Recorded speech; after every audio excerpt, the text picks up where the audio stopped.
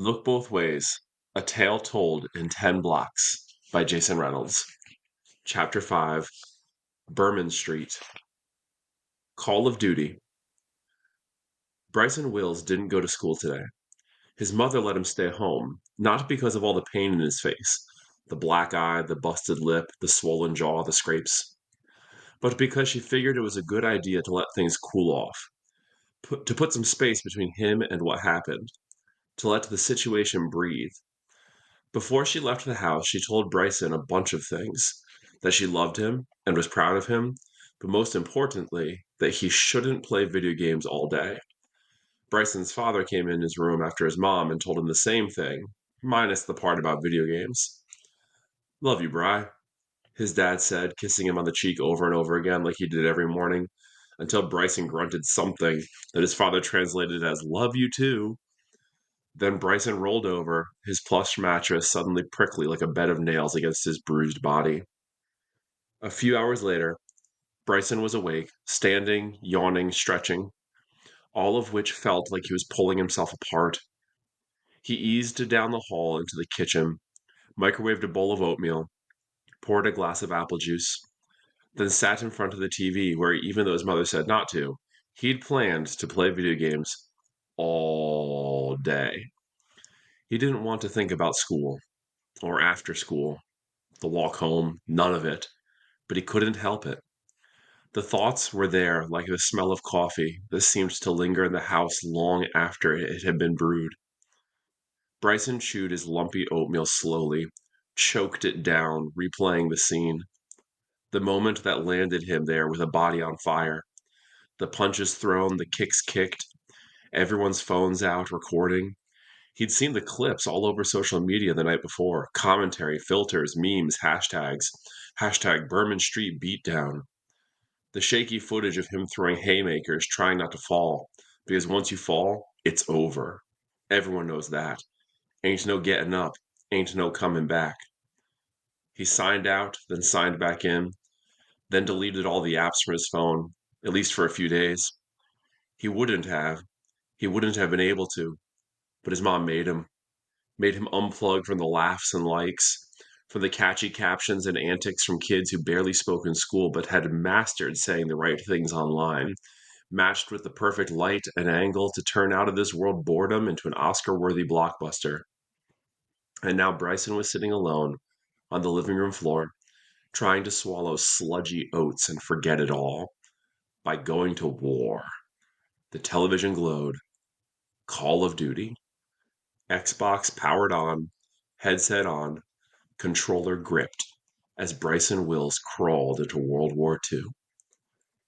Ty Carson went to school today, and the whole time he was there, he felt like he was being watched, stared at, even though the new rumor had taken over yesterday's old one, because rumors only last a day. But still, Ty felt like his classmates were following him, not stalking him, peeping around corners and things like that. No, but more like looking away whenever he'd catch their eyes, or cutting their conversations whenever he walked by, like he was some kind of human mute button. Made him paranoid. So paranoid he even felt like every clock was actually a giant eye, and every time the bell rang he imagined it was the building laughing at him. He was losing it, and wished he could make himself small, unseeable, turn himself into a speck, into a black streak swiped across the floor from a sneaker sole, turn himself into a penny swept into one of the corners by Mr. Munch's big broom. But he couldn't do none of that, so he shrank mentally, tried to crawl inside himself. Another thing he wished he could really do: be like a turtle, pull his head into the home of his body, look around the shell, try to figure out why he felt how he felt, why he did what he did, which was nothing but felt like something. Yesterday. Figure out if it was wrong. It wasn't wrong, but maybe it was? He didn't know, and that was the hard part, or at least part of the hard part about yesterday. Not just yesterday, but yesterday too. Yesterday when everything was fine. Yesterday when he could just be Ty. Ty was cool enough to be cool with everybody, because most people looked at him like a human video game, bright, full of color and sound, Awkward movements, dramatic movements. He lived in his own world, but it was a world full of windows that everyone could see into. A world full of bloops and bleeps, vrooms, and the occasional boom. It wasn't strange to see him pretending to crawl up the lockers, or for him to perform tactical movements like barrel rolls in the middle of the hallway. The type of kid who wore his backpack on the front of his body, a chest pack, just so he could pretend it was some type of armor. And on any given day, an umbrella could become either sword or shotgun. And to top it all off, Ty was one of the best gamers around, nationally ranked, and everyone knew. He'd won tournaments and competitions and had been trying to get Ms. Walkley to convince Mr. Jarrett to start a gaming league at the school. We don't need more distractions, Mr. Carson, she'd say, biting down hard on her words. Bleep, bleep, bleep, bloop, Ms. Walkley, he'd reply. He'd shake his head and she'd shake hers, and that would be that. Because everyone knew Ty's gaming skills. His classmates were always trying to convince him to play on their squads. But Ty only played with the best. Well, he was the best, so the second best. And at their school, the second best was Bryson Wills, a boy whose father made him grow out his hair and instead of letting him get it braided or cornrowed, convinced him that an afro was the best way to go. And Bryson owned it. He owned it so much that his screen name was Afro Gamer. Ty's was Tired, which he said was pronounced tired because he was so tired of beating everyone. But most gamers thought it was Ty Red, which made sense too, because Ty saw red whenever he was playing. All instinct, all thumbs. Bryson and Ty lived close enough to each other to get together on weekends and play. Sometimes Bryson would come to Ty's house, a small house over on Crossman. Bryson liked this because Ms. Cece, the world's best candy lady, lived at the top of Ty's street. And other times, Ty would come over to Bryson's house, a bigger house over on Berman. Ty preferred to play at Bryson's. The snacks were better, the TV was bigger, and a tiny dog named Max Payne wasn't running around barking and clawing at it. The game of choice? Call of Duty World War II, which really bothered his parents. Pac Man, now that's a game. You just eat and run away from ghosts, which is what I like to call life, his father said, joking. Or Super Mario Brothers, his mother added. I mean, other than fighting the big bosses, you're basically just trying not to be eaten by the environment. Mushrooms and plants and turtles, his father yipped. It's not like what you're playing. Ty tried to convince his parents Call of Duty was educational, that it was basically like interactive social studies class, that there was no better way to learn about that particular war than to jump right into it.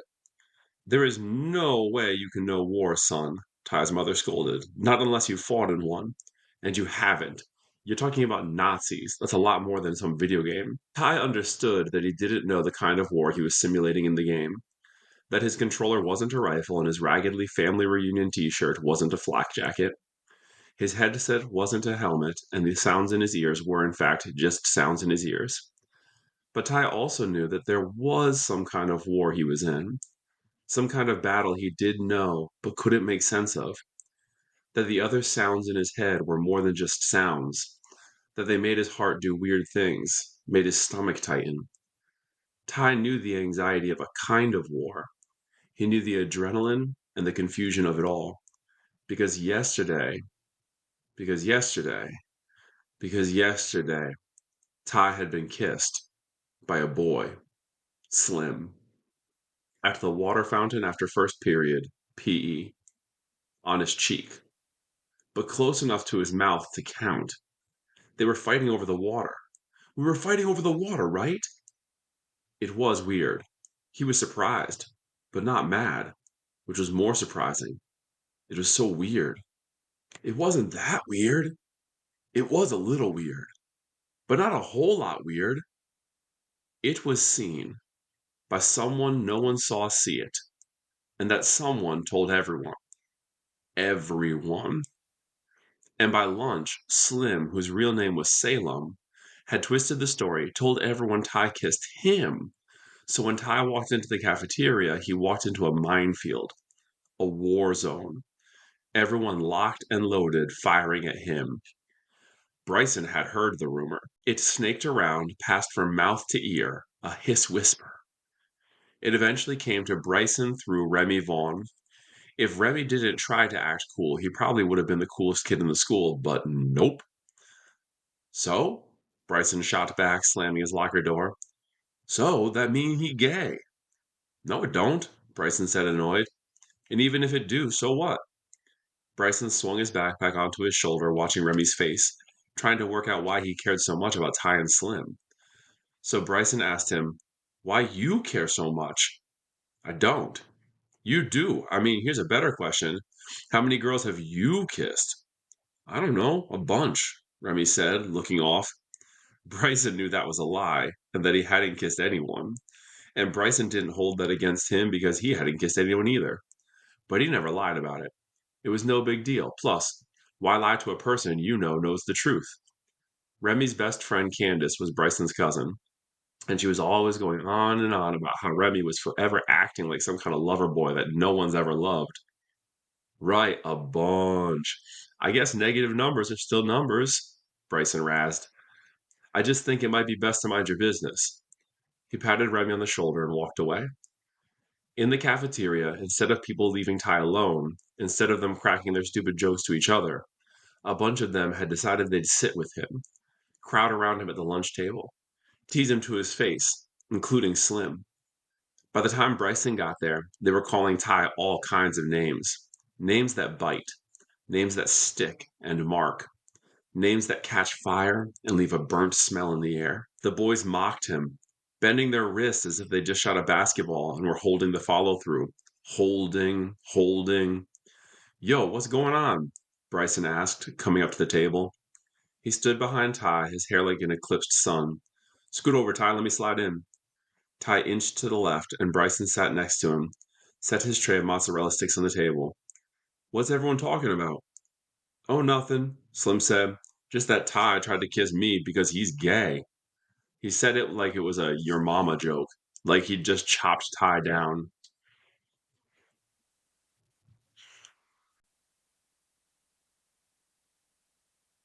Oh, nothing, Slim said. Just that Ty tried to kiss me because he's gay.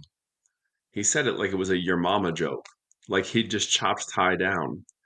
Ty shook his head like it didn't matter, but Bryson could tell it did. It for sure did.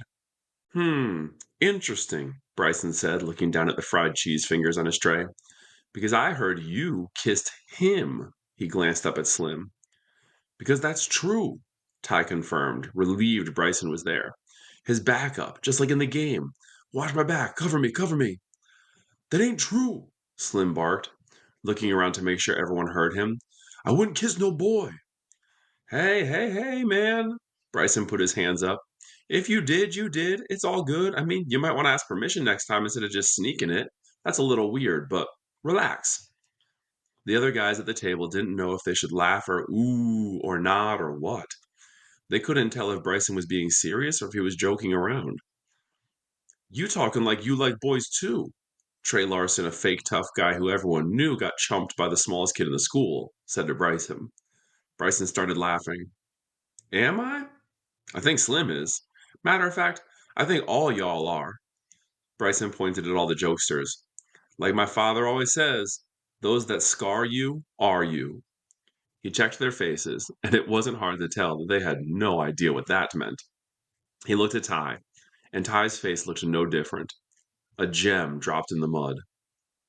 The point is, I don't like boys. Not like that. But I like Ty. He patted Ty on the back. Matter of fact, I like him more than I like y'all. And for real, for real. I don't see what the big deal is. A kiss on the cheek? That's what all y'all roasted him for? A kiss on the cheek? Really? Bryson looked at Slim, held his eyes there for a while before looking at the other guys. That's it? And then Bryson leaned over and pecked Ty on the cheek. Mwah! And all. Then he put his eyes right back on Slim. Look at that. I'm still alive. He made his voice sound ghostly, shrugged, then ate a mozzarella stick. The table fell silent. Well, at least to Bryson and Ty. They wouldn't have known if the other boys actually stopped talking and joking because they were no longer paying attention. But attention would be paid, and it would be paid to Bryson. Because for the remainder of the afternoon, the rumor had become different. It had transformed, switched from Ty kissing Slim to Bryson kissing Ty, The mighty snake of gossip going from a harmless garter to a venomous python. Bryson did his best to ignore it all, to think about it as a stage in a game, a board beaten only by making it to the end of the day bell. But as soon as that bell rang and Bryson left school, he noticed that Slim and some of the other boys were following him down Portal Avenue. Bryson knew they were trailing him because he'd never seen them walk this way before and was pretty sure they didn't live on his side of the neighborhood. He could hear them laughing, hear them yelling things, and even though he couldn't make out what they were yelling, he could still feel the sounds of their voices pricking him like staples in the back. As soon as he turned down Berman Street, Bryson could hear their feet quicken, hear the footfalls on the pavement speed up like rain going from drizzle to downpour. And instead of running, Bryson just turned around, put his hands up, and did his best. That was yesterday. And today, at school, Ty heard the whispers. The python had become a boa, strangling him, wrapped all around his body, squeezing him, squeezing, crushing his lungs and heart. The whispers did nothing but confirm what he'd already known, what he'd already seen online the night before.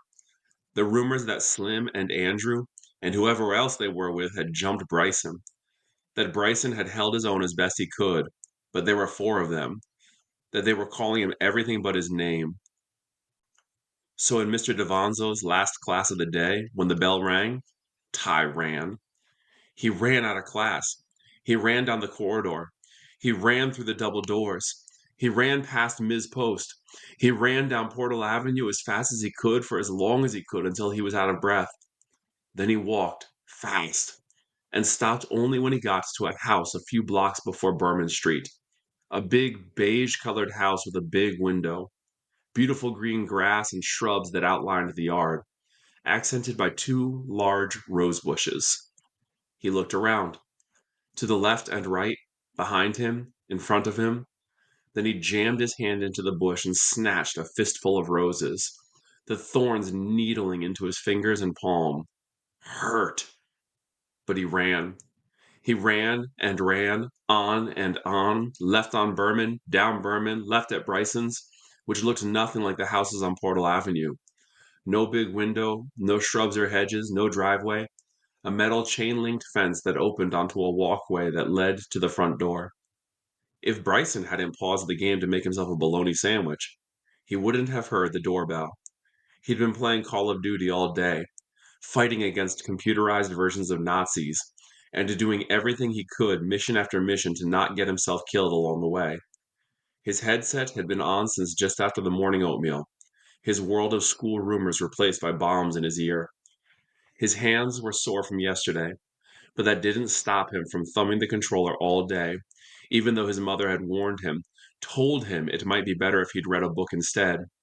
Might be easier to hold a story than to hold a controller, son, she'd said, knowing Bryson wouldn't listen. At least feed yourself, she'd added, giving up before closing his bedroom door and leaving for work. And Bryson was doing just that, feeding himself, for the second time when the doorbell rang. Bryson shuffled his way over to the door, his body still feeling like garbled pixels. He looked through the peephole like his father taught him, unlocked the deadbolt, turned the knob, pulled the door open. Ty? Ty stood there breathing heavy, holding 3 or 4 roses. It was hard to tell exactly how many because they were mangled. The human video game seemed to glitch in red streaks. The same red as the petals of the flowers was dripping from his shaking palm. You okay, ma'am? Yeah, Ty wheezed, his back aching as if a school bus had fallen from the sky and landed right on him. Yeah, I'm okay. You okay? Yeah, man, I'm fine. I'll be fine. Ty nodded. Playing the game? He asked, trying to figure out how to make it less awkward. Been fighting the war all day, bro. Bryson smirked, wiggling his thumbs. His eyes skipped from Ty's face to his shredded hand. Ty nodded again. Well, um, I brought these for you. He held the roses out. You ain't have to do that, Bryson said. Ty nodded a third time. His eyes started to puff up and slick over. The rock in his throat began to roll. There were things they needed to talk about, things they didn't need to talk about. There was a lot to say, but nothing that needed to be said. Bryson carefully took the flowers, smelled them like he'd seen his mother do. They made his nose itch. "Hey, man, we'd better wash that blood off your hand," Bryson said, opening the door wide, and Ty nodded once more.